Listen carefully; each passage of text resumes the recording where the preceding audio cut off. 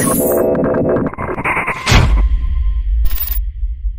right, guys, in the studio today, Ask the Expert. And our sponsor for Ask the Expert is... It is Grand Style Homes, and it's dedicated to providing buyers, sellers, or investors with the most powerful tools, information, and resources you need to find or sell real estate within the greater Nashville and surrounding areas. All right, guys, our sponsor today. And in the studio, we have... she holds so many hats. I'm going to let her tell you, but it is Councilwoman Sharon Hurt. How are you? Good morning. Thank you for being here. So excited. Thank you. I'm so excited. Now, you hold so many hats, so I'm just going to let you go ahead and run down Sharon Hurt. Well, basically, I am President and CEO of the Jefferson Street United Merchants Partnership, known as JUMP. Yes. But I also acquired another position about a year and a half ago. I am Executive Director of Streetworks, and I'm really excited about that, intrigued with the work and my awesome staff. Now, what does Streetworks do? Streetworks is an organization that focuses on the prevention, care, treatment of people living with HIV and AIDS. Oh, wow. Trying to make sure that those that are affected and infected have all of the services and the love and the care that they need. Wow. Awesome. Now, that is something. You got your hands on a lot of big things around here. That's awesome. And you know what? I'm so excited because we were the first organization certified in the state of Tennessee to have an official legal syringe services program. That's basically needle exchange. And my team distributed over 200,000 needles in 2018. Wow. And we received 120,000 of those back. Okay. So we're making a Do you difference in reuse them? saving lives. No. Okay, We you just receive want them back to not be out in the Exactly. community. Out in the community so people wouldn't use them because there are those who may be affected, and that's how they pass it on. Many of them pass on the disease through those used needles as opposed to their sexual miscurity. Right. Okay. All right. So we're going to be talking with her about a lot of things. And, I know a lot of folks have questions about what's happening with the council and your role in that. And you're running for re-election, too? I am. She better. Oh, man, that's what I'm talking about. It is election season, ladies and gentlemen. You my girl. She's going to get this thing done. We'll be talking about that. We'll let you go ahead and ask your questions for Sharon Hurt. If you would like to, you can call us, 737-9292. That's why she's up here. Now, what we would do is we're going to get one question that we have on the board right now, and then we're going to let you, marinate with that. Ponder on it for a moment. And then we're going to come back and we'll let you answer that one, and then we'll go to the phone lines for more questions. Is that cool, Ms. Hurt? That's wonderful. All right, let's get a caller. What's up? In your opinion, what does Jefferson Street look like to you in the next 20 years? And do you feel that there will still be black entrepreneurs in that area then? All right, Sharon Hurt's in the studio to answer that one. What do you think? I do believe that there can be. It's all going to be up to us. We've got to support one another. We've got to provide good quality service. We've got to provide products that people want and what they need. I think that the staples of TSU, Fisk, Meharry, and the churches that are there are a good staple for us in order for us to continue to do what it is that we're doing. It's changing. And it has changed, but it's because we stayed there and didn't do very much with it. Look at Woodcuts. It's been there for 30. You got the bank that's been there over 100 years. The Odie Center that's been over 100 years. You got College Crib that's almost 60 years. So I do believe that businesses can be there. We've got Mojo Marketing just came in. Hey, I know Mojo. Opening. So if we support the businesses, we can stay. But if we don't, all of what's happening is going to leave us behind. So I think we can if we believe. We can do it. We can achieve it. Support. We got to Believe support it. We've got to support it. All right, guys. Hit us up, 737-9292, asking the expert this morning. Let me go to the phones for another call. 92Q, what's up? Do you agree with the mayor's stance on the scooters and the need to further regulate them for the city? That's a good one. As far as the scooters go, all of this is about progression again. Those scooters provide a mode of transportation. Now, this is the thing that I don't particularly like about being in the council because we have to make decisions quickly, and they are lifelong changing decisions.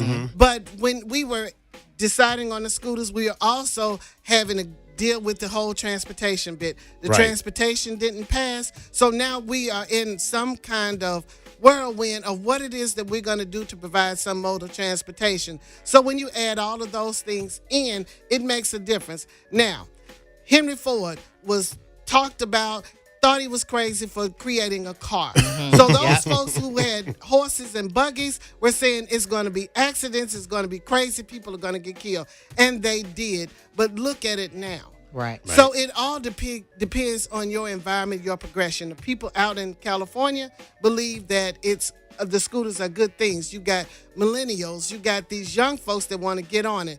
I know I used to walk from TSU up to Fisk University. I had to go see my boyfriend. Okay. But anyway, he my husband now. He my husband. Yeah, He's my husband now, okay. But nonetheless, that if I had a scooter, so it depends. So I you're think for scooters. I'm not necessarily saying that I'm for scooters or I'm against scooters, because I think with every argument, you've got pros and cons. True. Okay. So I do believe and understand why the mayor is asking for the regulations, but I also know that there is a need for people to have some other kind of transportation.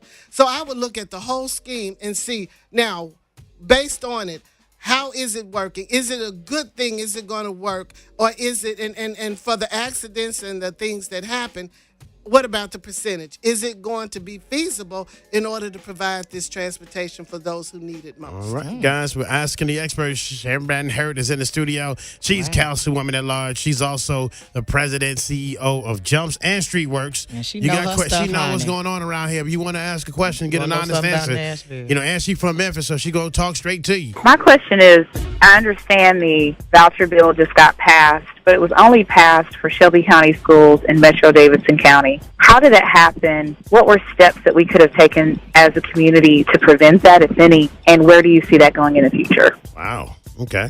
Okay, the state, all of that is on the state level. Right. So you would have to go with your state representatives, your state senators. You've got to show up and show out, basically. Right. And that's for local issues as well as state issues. When the voucher system was going on, and I think John Little and Justin Jones, they were arrested during all of that time, and things were going on, but it was a handful of people down there. Now, mind you, all of these things happen during the daytime when folks are at work. So we got to understand that all of this is by design to keep us out and keep us minimized. So what you have to do is get on the telephone. You got to start writing. You've got to make sure that your voice is heard, whether it's in person or whether it's in writing. You've got to do that. And yes, that's something that you could have done for those kinds of things. You got to get involved. Do you know who your Metro Council member is? Do you know who your district representative is? Do you know who your senator is? Do you know the process? Have you ever been to a Metro Council meeting? Do you go to your committee meetings? Do you go to the community meetings? Do you show up? That's what's really, really important. When I tell you, folks, this one way, for or against, they show up in T-shirts, signs, television, the whole 9 yards. They go in. You know your mama told you that the squeaky wheel gets the oil. There you go. So you got to speak loud in order to get it done. So it's about you. It's all about you. We can only do what it is that you empower us to do. So if we there stop, fighting, talking, arguing the case, and we don't have any support behind us, it's not going anywhere. All right, guys, there you go. Hit us up, too. We're getting more of your questions and your concerns right now. Sharon Hurt's here to answer that and to speak truth to power right now. 737-9292, 737-9292. You're listening to the Kenny Sport Morning Show. We'll talk a little bit about the upcoming event happening, the Jazz and Blues Festival. And I have a question for you, too. Hands on for that. And, I'm going to leave a question to ponder on. And my question is going to be about affordable housing, where the city is about the affordable housing debate. And are we coming up with some solutions to address that? That seems to be a hot button topic. Yes, it is. For this upcoming election. So we'll let her think about that one. And when we come back, more right here with the Katie Swope Morning Show on 92Q. Guys, we're here in the studio right now with Councilwoman Sharon Hurt in the studio, CEO, president of Streetworks and Jumps.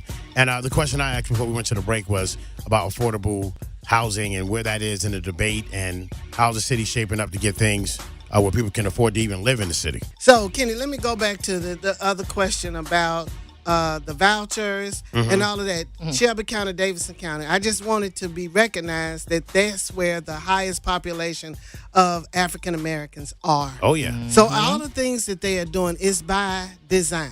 And I just hope people know that and understand that. So if they're going to take anybody down, it's going to take us down. They're going to provide that division there. And as far as the businesses and us being able to stay and do what it is we need to do, Monica just told us it's about commitment. Commitment. And if we stay That's committed right. and get in there and do it, I mean, I know it looks kind of bleak, but it can happen. Yeah, And I absolutely. believe it. I believe it can. Now, as far as the affordable housing, Yes, ma'am. you know, I think that a lot of things that we're doing right now is a little too late. You know, Why? a day Why late you and say a that? dollar short. Now, the mayor is making a huge effort, and I know that a lot of the problems that we have, he inherited those problems, and he's doing the best he can to try to balance it out. So I know that there's been $50 million set aside from the Barnes Foundation in order for some affordable housing. But I'm afraid that we're going to lose so many people for that. So the people that's going to benefit from the affordable housing to come very well may not be people who look like you and me. So I think that we're going to have to make something happen. But we got to take some ownership in this too. Right. We got to take Yep. care of the things that we do have. It's no sense in going out getting all of these new things if we don't take care of the old things. You know, if we don't keep up our properties, we don't cut our grass, we don't do the things that necessary in order for us to have the affordable housing, then people can't take away what it is that we have. So, I mean, you think about Germantown was white, then it was black, then it was white, you know, and people were able to go in. I look at Hope Gardens. Hope Gardens, in my opinion, has been the model transformation from chaos to community. And you've got a very good mixture of people. You got a very good mixture of families. A lot of development that took place in Hope Gardens was from black contractors and black developers. You've got, I did my thesis on it, and it was basically about gentrification. Now, there's gentrification, as I learned it, says that you can only have one kind of housing, which is one family single house. It is typically an affluent white people come in and take over minority people. And then you also have no civic engagement. When you got civic engagement, that means that people have a say-so in what happens and what's done. Gentrification doesn't allow that. So on the other side of that is revitalization. But the revitalization can also be discriminative and not be for people of color if we don't get involved and do what we need to do. So it's about inclusion, engagement, and making sure that we have what it is. Commitment. And commitment. So, you know, I want to talk real quick before we wrap up about the Jefferson Street Jazz and Blues Festival. Yes. That's now, you got Valerie Simpson coming? What you said, ain't no mountain high enough. That's all right. Yes, it's solid. Solid as a rock. That's a rock. And when is this happening? It is going to happen on June 14th and 15th. Now, on the 14th, we're going to be downtown, where downtown Nashville meets uptown Jefferson Street. Okay. Our Sobro Block Party. We got Chug Rock. Don't rock the house. Don't rock the house. Okay, that's what we got. And Chug Rock. then, and we also got some local artists. We've got Louis York. We've got Will Davenport, Biz, and I think Kenneth Smooth or somebody from 92. Yeah, man, gonna somebody be gonna come rolling out there and and do the thing. Yeah, it's gonna do a little bit of that, and Chug Rock gonna close it out. On Saturday, June the 15th at the Bicentennial Mall, we're going to start it out with Herschel Bailey. Okay. As a matter of fact, our T-shirt is going to be of his grandfather, D. Ford Bailey. Oh, yeah. And giving homage to him. And we also got the Jazz Workshop that's going to come after him. Stacy Mitchard, Mike Oh, wow. Phillips, who is the bad saxophonist. We got folks calling us from New Jersey. He's the saxophonist for Jill Scott, y'all. I don't know if she gonna Did show you know up, but that? you know. But Okay. he's Jill Scott saxophonist.